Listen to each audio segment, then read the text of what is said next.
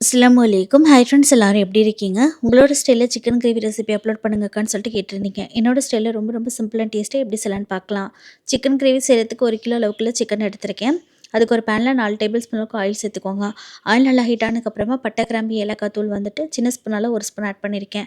நீங்கள் பட்டை, கிராம்பு வந்து முழுசாக சேர்க்குறதா இருந்தாலும் சேர்த்துக்கலாம். நான் டிஸ்டர்பன்ஸ் இருக்கக்கூடாதுன்னு சொல்லிட்டு தூளாக ஆட் பண்ணியிருக்கேன். இப்போ இது கூட 4 மீடியம் சைஸ் அளவுக்குள்ள வெங்காயத்தை நல்லா பாதியில் பாதியாக ரஃபாக கட் பண்ணி சேர்த்துருக்கேன்.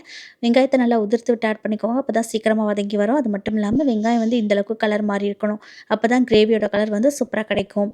இது கூட 2 டேபிள் ஸ்பூன் அளவுக்கு இஞ்சி பூண்டு பேஸ்ட்டு, 2 கொத்தளவுக்கு கருவேப்பிலையும் சேர்த்துட்டு நல்லா மிக்ஸ் பண்ணி விட்டுருங்க.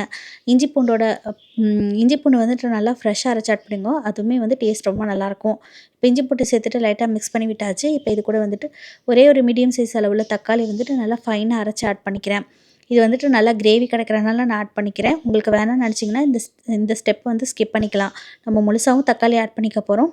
ஸோ வந்துட்டு நான் கிரேவியாக இருக்கணுங்கிறனால ஒரே ஒரு தக்காளி ஆட் பண்ணியிருக்கேன். தக்காளி சேர்த்துட்டு நல்லா தக்காளியில் இருக்க தண்ணியெலாம் வற்றி ட்ரை ஆகி வரும். அது மட்டும் இல்லாமல் பச்சை ஸ்மெல்லும் போய் எண்ணெய் பிரிஞ்சு வரும். இந்த ஸ்டேட்டில் வந்துட்டு உங்கள் காரத்தை பொறுத்து நீங்கள் மிளகாய் தூள் ஆட் பண்ணிக்கோங்க. 1/2 டேபிள் ஸ்பூன் அளவுக்கு மஞ்சள் தூள், 4, 5 பச்சை மிளகா, 3 மீடியம் சைஸ் அளவுள்ள தக்காளியை ரஃபாக கட் பண்ணி வச்சுருக்கேன். அதையும் சேர்த்துட்டு நல்லா கலந்து விட்டுருங்க. இப்போ இந்த கிரேவிக்கு தேவையான அளவுக்கு நான் கல்லுப்பு ஆட் பண்ணியிருக்கேன். கல்லுப்பு சேர்த்ததுக்கப்புறமா அதை நல்லா கலந்து விட்டுருங்க. தக்காளி நல்லா மேஷ் ஆகி இந்த அளவுக்கு வரணும். இப்போ இது கூட நம்ம எடுத்து வச்சுருக்க மசாலாவெல்லாம் ஆட் பண்ணிக்கலாம்.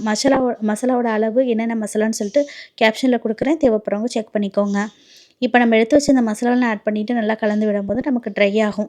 ஸோ அந்த ஸ்டேஜில் வந்துட்டு நான் ஒரு 1/4 டம்ளர் அளவுக்கு தண்ணி ஆட் பண்ணிக்கிறேன்.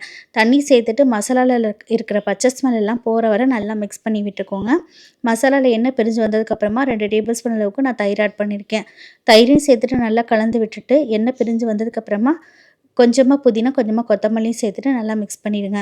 இப்போ நம்ம வாஷ் பண்ணி வச்சிருக்க சிக்கன் சேர்த்துட்டு லைட்டாக நான் மிக்ஸ் பண்ணி கொடுத்துக்கிட்டேன். இந்த சிக்கன் கிரேவி இன்னும் கொஞ்சம் டேஸ்ட்டாக இருக்கிறதுக்காக நான் சக்தி பிராண்டில் இருக்க சிக்கன் கிரேவி மசாலா பவுடர் எடுத்திருக்கேன். இது ஃபுல்லாமே ஆப்ஷனல் தான். நீங்கள் தேவைப்பட்டால் மட்டும் ஆட் பண்ணிக்கலாம். பட் சேர்த்தா டேஸ்ட் வந்து நல்லாயிருக்கும். நான் வந்துட்டு சக்தி பிராண்ட் எடுத்திருக்கேன். உங்களுக்கு ஆச்சி பிராண்ட் வேணும்னாலும் நீங்கள் யூஸ் பண்ணிக்கலாம். இப்போ வந்துட்டு கிரேவி மசாலா வந்துட்டு ஒரு 2 டேபிள் ஸ்பூன் அளவுக்கு ஆட் பண்ணியிருக்கேன். ஆட் பண்ணிவிட்டு இதை நல்லா கலந்து விட்டுருங்க. இப்போ வந்துட்டு இந்த சிக்கன் வேகிற அளவுக்கு நம்ம கொஞ்சமாக, அதாவது 1 டம்ளர் அளவுக்கு நான் தண்ணி சேர்த்துருக்கேன். தண்ணி வந்து அதிகமாக சேர்க்கக்கூடாது. தண்ணி ஏற்கனவே சிக்கனில் வந்து விட்டு தான் வரும். அதனால் வந்துட்டு தண்ணி பார்த்து சேர்த்துக்கோங்க. நான் கொஞ்சமாக சுடு தண்ணியாக ஆட் பண்ணியிருக்கேன்.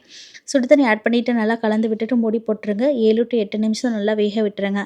வெந்ததுக்கப்புறமா லைட்டாக நமக்கு தண்ணி ட்ரை ஆகி வரும். அந்த ஸ்டேஜில் நான் வந்து 1 டேபிள் ஸ்பூன் அளவுக்கு கசூரி மெத்தியை நல்லா க்ரஷ் பண்ணி ஆட் பண்ணிக்கிறேன். இது கூட நல்லா 1 டேபிள் ஸ்பூன் ஃபுல்லாக வந்துட்டு பெப்பர் பவுடர் ஆட் பண்ணிக்கோங்க. ஆட் பண்ணிவிட்டு இதை நல்லா கலந்து விட்டுட்டு எண்ணெய் பிரிஞ்சு வர வர விட்டுருங்க அப்படியே. அதுக்கப்புறமா ஒரு 10 நிமிஷம் அடுப்பை ஆஃப் பண்ணிட்டு நல்லா சுட சுட சாதத்தோடையும், அது மட்டும் இல்லாமல் ரசம் சாதம், சாம்பார் சாதம், சப்பாத்தி, பரோட்டா கூட சர்வ் பண்ணும்போது அட்டகாசமாக இருக்குங்க. கண்டிப்பாக என்னோட ஸ்டைலில் இந்த சிக்கன் கிரேவி ரெசிபி நீங்களும் உங்கள் வீட்டில் ட்ரை பண்ணி பார்த்துட்டு இதோட டேஸ்ட் எப்படி வந்துச்சு அப்படிங்கிறத சொல்ல மறக்காதீங்க. இதே மாதிரி வேறு ரெசிபியோட மீட் பண்ணுறது வரைக்கும் பாய். அஸ்லாம்.